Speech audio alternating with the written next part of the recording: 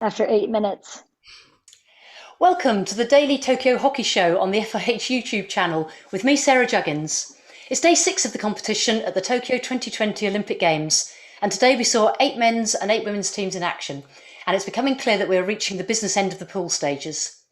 I'm joined today by 2 and possibly 3 stars of the game.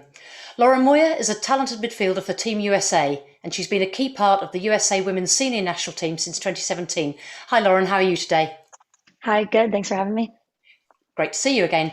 We also have German gold medalists from 2008 and 2012, Mo first. Hi Mo, how are you? Hey, thanks for having me again. Looking forward to talking to you. Absolutely, and great to welcome you back. Now, we may also have hot-footing it from London, the striker Alex Danson from Great Britain, but we're just waiting to see whether the trains in the UK are working to time, so that will depend on whether Alex joins us or not, but we're hoping to welcome her as well. Now, today, just with a slight change to the normal programme, we're going to take a closer look at all the pools, so a sort of general overview of the pools as the action has happened so far. But before we do that, I'm just going to run through the scores from today's matches. So in the men's pools, we had a Pool A match where we saw India take on Argentina and come out 3-1 winners. Then in Pool B, we had some quite interesting scorelines. So Belgium beat Canada 9-1. Netherlands drew with Great Britain 2-2, and then a match that I think Mo might have a few words about. Germany played the South Africans and lost 4-3. Then in the women's games, we had a Pool A match. It was actually a replay of the final from the 2016 Rio Olympics with Netherlands versus Great Britain, and the Netherlands emerged from that 1-0 winners. Then in Pool B, we had Spain versus China, with Spain winning 2-0. Japan versus Argentina, with Argentina squeaking a 2-1 win there. And then New Zealand versus Australia played out a 0-1 to the Australians. Mo, I think the first thing we have to do is talk about Pool B, and in particular the match between Germany and South Africa today, because that match could have quite an impact. Actually, it does have a big impact. And I was watching the second half, and I really couldn't believe my eyes, to be honest, because not only because, I mean, something like that can always happen in Olympics, I mean, it has to do with a lot of things. Germany, in the end, you could talk about that decision, but Christopher Rühr and Mats Grambusch, undoubtedly two of the best players of the team, they didn't play. So the coach was resting them, probably also that took part in them underestimating a bit. But Germany played South Africa a lot, so actually they know what they're up against. But South Africa played an amazing game. They played really good hockey. They scored good goals. They had corners that they didn't score even. So in the end, it was a very, very oracle win, we can just congratulate them.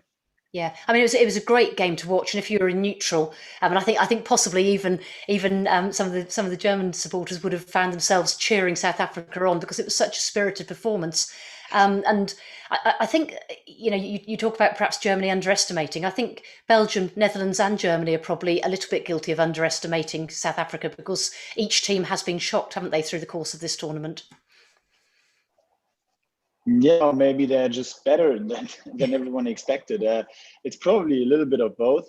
But I mean, yeah, talking about those games in South Africa, you see that the teams are stepping up, that there is not this, let's say, two-class kind of thing going on in the big tournament anymore. Rather, at the moment, I would even say there's probably like Australia and Belgium playing in its own league in the men's competition at this point, at least. And then there are like 6 or 8 teams behind, and then there's probably at the moment, at least Canada and Japan, there are a couple of teams that are at the bottom of that table if you look at all the 12 teams. But no, it's exciting, and honestly, I mean, Germany's playing Holland tomorrow. That's like and anything could come out of that, huh? So looking at the rules, I mean, Holland didn't play convincingly so far at all. I mean, they drew against Great Britain, they lost against Belgium, and they had 2 really tough ones against Canada and South Africa. So there's a lot in for the German team tomorrow. But then again, you have to say it's a little bit unlucky for South Africa now because, in some tournaments, the direct how you play the opponent team counts more than the goal difference. So here in the Olympics, goal difference counts, which is in the end almost a pity for South Africa, because look at that, they're 3 points behind Germany. If Germany would lose tomorrow against Holland and South Africa beats, then under other circumstances, they could even kick out the Germans. Yeah. So it's an exciting tournament. On the other hand, to be honest, it really doesn't matter from Pool B, which I'm talking about Pool B now, obviously. It really doesn't matter. You just don't want to finish fourth. Because as you see, India's beaten Argentina. Spain played quite well against New Zealand the other day, still lost. Then New Zealand drew against Japan. So it really doesn't matter if you're playing New Zealand or Argentina or Spain or who did I miss? The fourth that I can't think of now. So it's not so important in the end. It's as long as you don't finish fourth, because you don't want to meet us in the quarterfinals. And in the other group, it's a little bit the very same thing. So I think you don't want to play Belgium, but from the other results, I don't think anyone scared of Germany or Great Britain at this point. No, I mean, you're right. And I think one of the things that's been very obvious in this tournament is quite often at a big tournament, you've got some very big teams who you can almost guarantee they're going to take their places in the top four of each pool. But it hasn't been like that this time around, has it? I mean, I'll just bring Lauren in here. Both the men's and the women's competitions have been extremely, I'll use the word volatile, because things are happening that you're not expecting to happen, aren't they? Yeah, the games have been tight. As a spectator, it's really been enjoyable. Every time you log in, you're getting a great match. And even if the scoreline ends up being like a Belgium, this 9-1, or Australia against China with 6-0, there's always a time in the game where it seems like anything can happen. So I think, like Mo said, that's what you get for an Olympics. And when goal differential matters and all of these things matter, every game is super important. Because it matters where you cross over. So yeah, I think these games so far have been incredible, and everybody's showing up for them. So it's been fun. Yeah, shown up, and I mean that's been the thing. Again, we were talking about this yesterday. The standard, even in the early games, has been quite incredible. So what we've got to look forward to in the in the ensuing games is great. Can you talk to us a little bit about women's Pool B now? We've got some great teams, and we've got some really quite interesting results there, and some good games to look forward to as well. Yeah, I think Australia has been pretty dominant, not necessarily by the score lines, but the way that they're playing. Like I said in previous episodes, I think they're looking really connected. They're looking like they have fun out there. New Zealand played a good game. I'm sure that they're very familiar with each other by this point, especially during lockdown, just playing against each other. So really familiar with each other, and I'm sure had a great plan for one another. Japan and Argentina going at it this morning as well, only a 2-1 finish. And Argentina again finished that game out really strong in those last 5 minutes. Japan was throwing everything at them, pulled the keeper. But Argentina showed, with their experience, great ball handling there, great game management at the end. So I think overall, like, you've got Australia and Argentina and New Zealand at the top there, Spain showing out some really good performances. China, had a rough one against Australia, but managed to bounce back, and Japan are in all of those games. So I think even though, somebody has to come first and somebody's got to come last. But I've been impressed with the games and the outcomes. I'm sure Japan and China and even Spain disappointed with some of those outcomes, but a solid competition all around. And I'm not sure anybody's totally played out of it yet. So still a lot to play for. There's a lot to play for, and you're absolutely right. China, yes, they haven't had great results, and there's every chance that they probably won't make it through. But they had that 4-3 against Japan, and they've shown in every game that they're highly competitive. So it's going to be a difficult one for China if they don't make it through to the quarterfinals, because they're a team that has history, and this is going to be a case of them having to rebuild a little bit as well, isn't it? Yeah, I think you always would look. I mean, even if you look at Pool A in India and South Africa and Ireland, there's still a lot to play for there. But specifically there, China, great defenders. And that's been one of their weaknesses almost, letting in a bunch of goals there. So maybe you don't want to press the panic button, but again, it might be looked at closely after the tournament's over. Yeah. Just one thing I must give as a special mention to Delfina Marino, who played her 300th game today for Argentina. That's quite an achievement, isn't it? And I'm sort of feeling for Delfina, because she's still not scoring. She's not getting on the score sheet. But what we did see today is her incredible game management at the end, when, as you quite rightly say, she just wore the clock down with her skills or encouraged her teammates to do the same. She's quite a special player, isn't she? Yeah, 300, it's absolutely incredible. She's been around the game for a really long time, always has a calm head on her shoulders, and just seems, to do the right thing in each moment. So incredible accomplishment for her. And yeah, I hope she can get on the score sheet and move forward and hopefully be a little bit more excited about her individual performance. But as Yeah. a team, they're trending upwards from that 3-0 start to New Zealand. So I'm sure she's excited about that. Yeah. One thing that I learnt yesterday, which I didn't know, and I'd be interested in your sort of thoughts on this, Mo. Xavier Arnaud Cruz from Spain has spent several months as the newly appointed coach for the Japanese women, but he has spent most of the year coaching them over Zoom. I mean, what must that be like for somebody who's, a professional coach who all he wants to do is get out there with his players, and he's got to do the whole thing over Zoom? That's crazy, isn't it?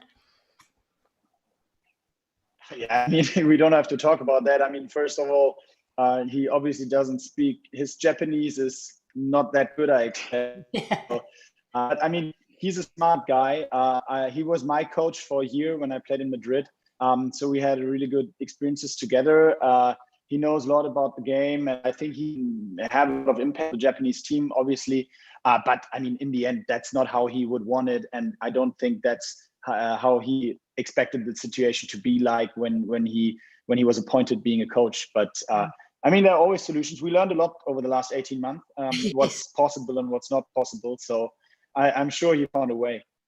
Yeah, and I know Japan haven't been winning, but they have been playing some really quite attractive hockey, haven't they? And I think they're going to be, as long as they can keep that momentum going, they're going to be a force to be reckoned with in the future. If we could just have a look collectively at the men's Pool A, where you've got Australia, as we said earlier, leading the way. India, at the start of the tournament, they just teetered a little bit, didn't they? But they seem to have really come back into it now. What are you thinking about the Indian side, Mo? Are they looking like they could push for medals now? With the Indian team, and I was lucky enough to spend a lot of time in India with the boys there during the HIL, and I can just say for them it's all about confidence. If these guys, not only from a hockey, especially from a personality perspective, if they don't have the confidence that they can beat these teams on any given day, then they will not win. And you saw that against Australia. They didn't for a second believe that they could beat them. And if that team can grow the confidence that they can actually beat the top teams, then they will do that. They are skillful enough, and they have a very good short corner, penalty corner. They are just a very good team. They can win medals in international tournaments. The only question is, do they believe so? And I've been struggling a lot with that, talking to the players in India when I kept telling them that I would break my hands if I was stuff that day every day. But it's very difficult to make sure that they believe in themselves. And so I think that's like a psychology job there. It's rather about that than teaching them any part of the hockey game, because they know everything about that. Yes, yeah, absolutely. Well, it looks like we're joined by our third guest. Alex has sort of been swept in, I think, but by the windy UK weather. Hi, Alex, how are you? I'm going to have to make that Zoom comment. You are on mute. I'll learn by the end of these. Very well, thank you, Sarah. How are you? Yeah, really good. Just to quickly give you a round table, we've got Lauren here again, who you know from the previous session, and Mo first as well. So a couple of gold medals. Hi, Lauren. Hi, Lauren. Hi, Mo. Hi. Hi, Alex. We've had some chat from Lauren about the Pool B. We've had some chat from Mo about the men's Pool B. Alex, I just wondered if you could dive straight in with your thoughts on the match from Pool A that took place today between the Netherlands and Great Britain, the women's match, that is. Yeah, I mean, I thought it was an absolutely brilliant game. I was on the edge of my seat for parts of it, particularly at the end. I just thought, come on, into the back of the net. And I think it was just one of those games, really frustrating in some respects because it was just the final bit, but actually they've competed. They're playing fabulously well. They're making lots of opportunities, which is fabulous. So disappointed for them, really disappointed, but I think they're just growing as this tournament goes through. So I'm obviously speaking very biasedly from a Great Britain viewpoint. Yeah, well, we've got. I was actually chatting to Lauren off air before the show started. We both agreed. Actually, this was the first real challenge that the Dutch women have faced in terms of being put under pressure in their own circle. And Lauren, I just wondered if I could bring you in on this and just share with the viewers your thoughts on how the Dutch are performing at the moment. Yeah, I think. I mean, I'm not the Dutch. I don't play for that team. However, I think that when you are number one and you've been so dominant, you get everybody's best effort all the time. And it doesn't leave room for a lot of error on your end. So if there's any mental fog or fatigue, or you're just having an off game, and you have a talented team such as GB bringing the pressure with everything to play for in the Olympics, I think it can ruffle some feathers or cause some unnerviness in there. So I think that GB forced them to play uncharacteristically, a little sloppy at times, and forced some errors on their end. So yeah, I think they still end up with the win, and that's really what matters, is the result at the end of it. But yeah, incredible performance from GB. Yeah, and how important, Alex, was that performance for GB? Because they still need to win their last game to be sure of where they finish in the pool and everything. They then need to take some form into the knockout stages. How important was getting a good performance, even if it wasn't a winning performance? Sorry, Sarah, I just lost you at the end there. Can you still hear me? Yes, can. You just need to... Yeah, you can still hear me. So I think momentum is so key. And actually, I think what the last game provided was some momentum and some really positive play moving into the next game. Like you said, the Ireland game's really important. Then a crossover game in our quarters. It really is now about that. It's about getting a good result. It's about building on every performance. And we know Holland are ranked number one in the world for a reason. They are a fabulous team. To hold them to a 1-0 loss, and I think we could have absolutely taken a draw, even snuck a win in that game. I think that's going to give an enormous amount of confidence. And I know it's going to build the team as they go forward. Brilliant. I'll just let you get out of the wind a little bit there, Alex, because that seems to be blowing you off the top of that building. Apologies. We're glad you're still standing. It's very windy. Once again, thank you so much for coming and joining us in those sort of one thing that I'd like to get all three of your thoughts on, really. A few days ago, Roger Hoffman came onto the show, and he and Marsha were talking about the importance of penalty corners in this tournament for both the men and the women. And his comment was, the people who are going to win the medals are the ones who have the most efficient and effective penalty corner routines. And I'm just going to throw a few stats at you, and then I'm going to ask each of you to give me your feedback on it.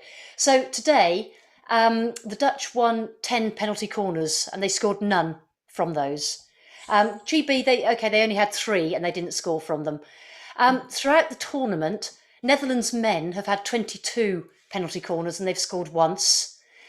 New Zealand have had 25 and scored 7, which is actually one of the better results. There just seems to be an awful lot of, and here's another one, Argentina women, 4 penalty corners scored from 30 attempts. So, an awful lot of teams are really not putting these penalty corners away. So if I come to you first, Lauren, what do you think's going wrong?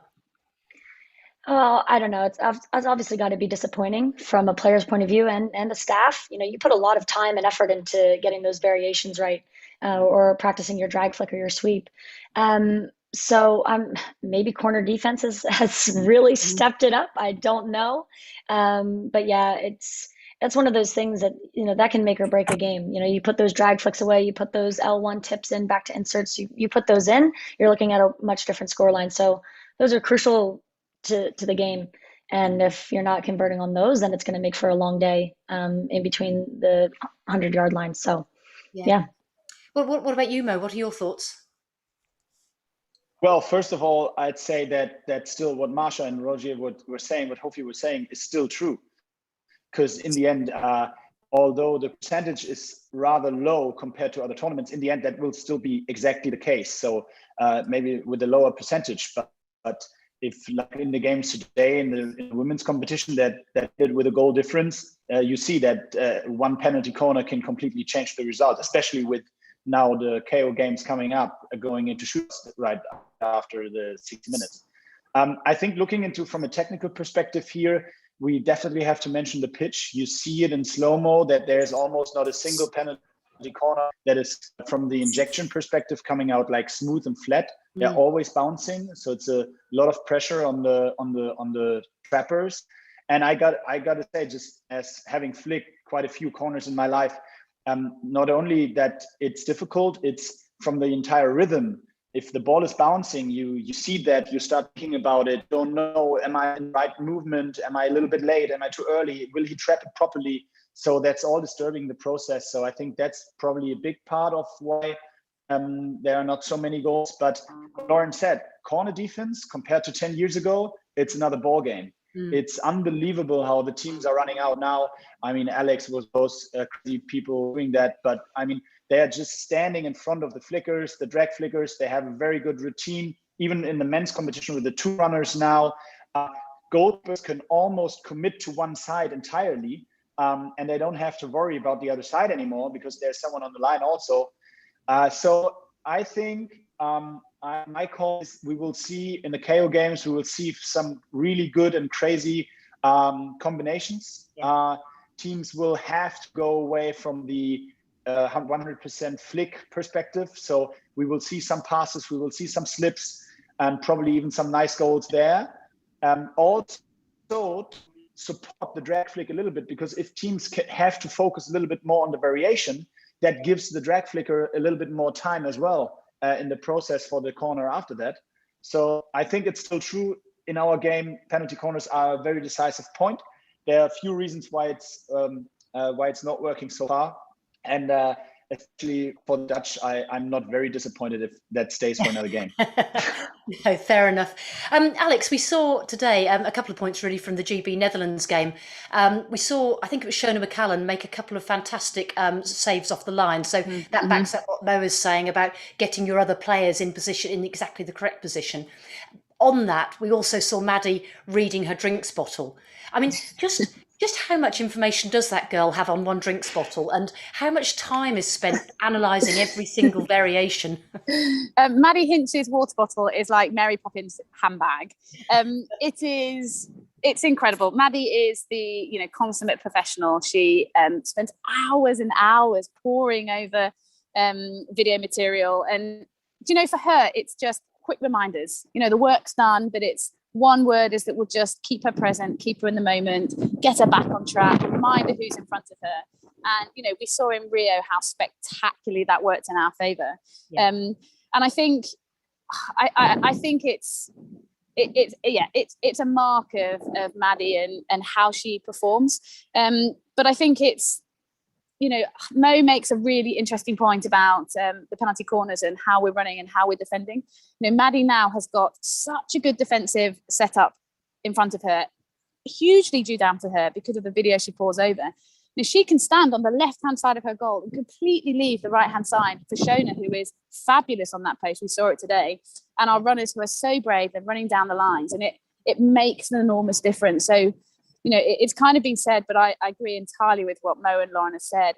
Defending penalty corners now has become a skill that gets you in teams. It gets you picked because it is that important. So, I'm really excited about the matches to come, because I think there's going to be some corners we may have never seen before. Some variations that are slipping off the top because they're getting run down, things that we haven't seen, and some incredible goals are going to be scored, no doubt about it. But without question, where does it come from? Homework. Maddie is the best at that. She's got those little nuggets on a bottle, and my goodness, does it help the team. I guess one of the things about the penalty corner routines is throughout this COVID crisis and everything like that, where people haven't been able to play matches and they haven't been able to get out and about and do other things, they have been able to practice the discrete skills that are involved in penalty corners. So, I expect you're right. There's probably loads and loads of corners up people's sleeves that they've got down to a fine art. But of course, you then put the opposition in there, and that screws it all up, doesn't it? But it is something that a player can absolutely make their mark on a team by being good at one of those elements. But by the same token, what you said is quite correct. A few years ago, Marcher Powerman could pretty much put a ball in the back of the net. Now defenders have worked that out. So it's going to be interesting times. Moving totally away from penalty corners, we've got a viewer's question. And I'm glad you've joined us, Alex, because you'll probably be able to talk about one of the people I'm going to ask about. The viewer's question was, why do different coaches position themselves in different places during the matches? So why, for example, do we see Danny Kerry hiding in the stands with a mask, a hat and glasses on, and yet we see Carlos or Xavier Reckinger down on the bench with their team, hugging and high-fiving and throwing things at the dugout? What is happening in the team setup that makes coaches work in different ways? And if we come to Alex first, and then we'll come to the other two. A really good question, and it comes down to coaches are the same as players. We all have our different skill sets and scenarios that we perform better in. And actually, I know this is just in our example. Danny is excellent at overseeing tactics from a height, so being able to look down, being able to look on.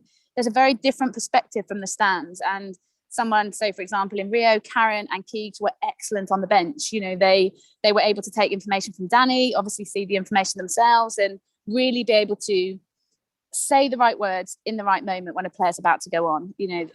Keep that camaraderie, which is so important on the bench. So it really depends on the skills and how you want to use your coaches for the different.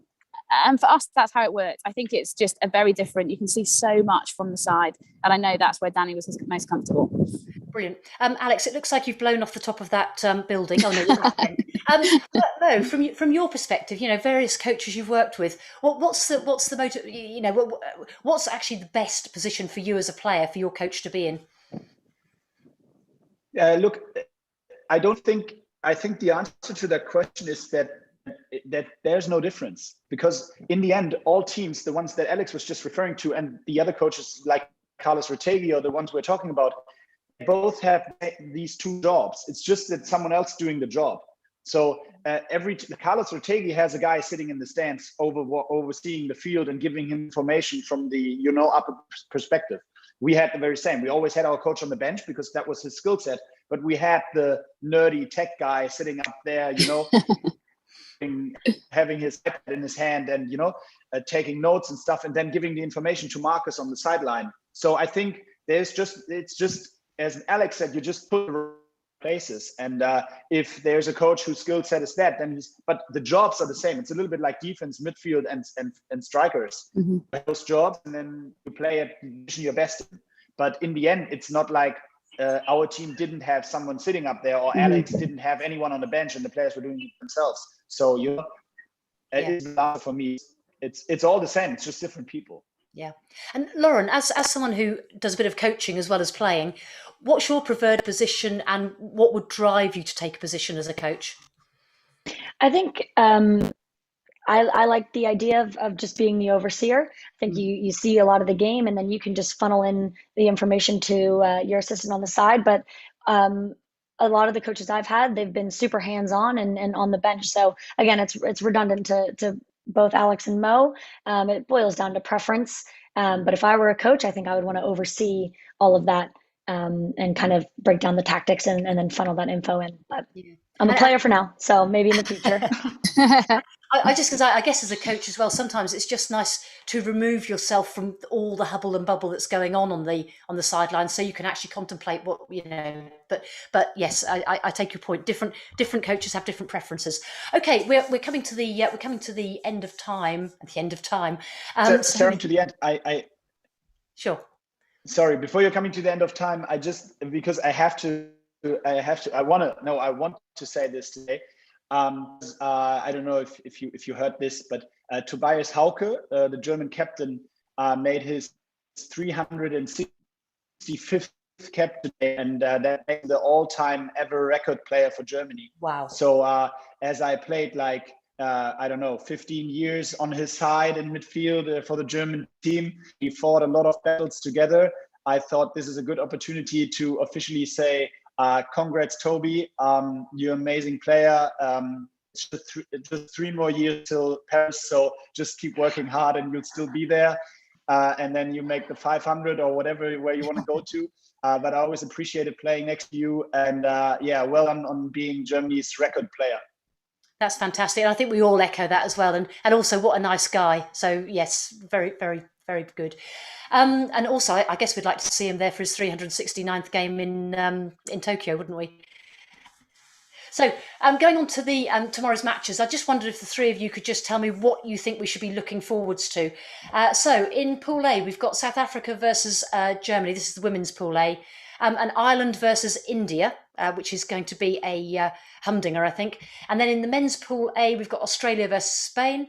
We've got Japan versus India, Argentina versus New Zealand. And then men's Pool B is Canada versus South Africa, Germany versus Netherlands, and Belgium versus GB.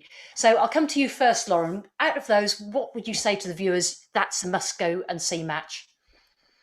I think on the women's side, you're absolutely spot on about the India-Ireland game. I think there is so much to play for on that end. A position in the quarterfinal, how you're going to cross over. I think that's going to be a passionate game. You know, just a lot of emotions flying around, and a lot of teams. Both teams are momentum based as well.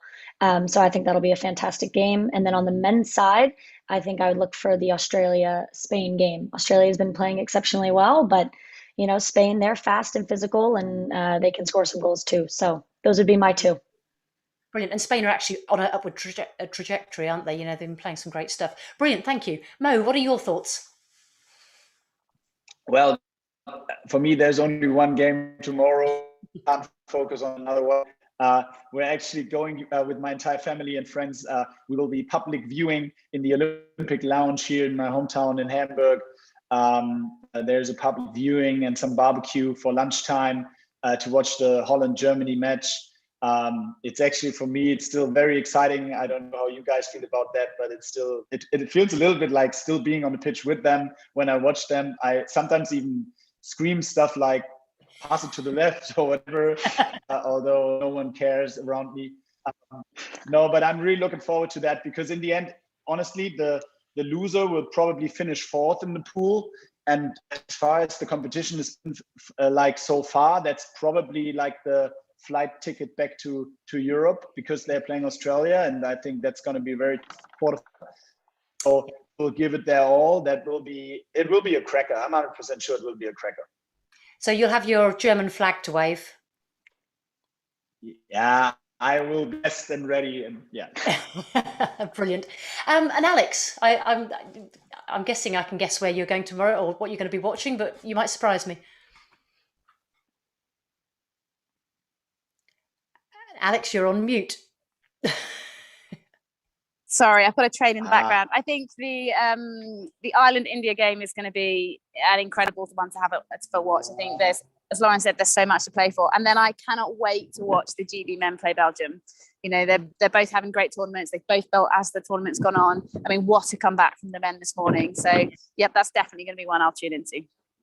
Brilliant. Well, once again, guys, thank you so much for a lively, entertaining, slightly windswept chat. We'll be seeing you all again over the course of the days, but thank you so much and enjoy the hockey tomorrow.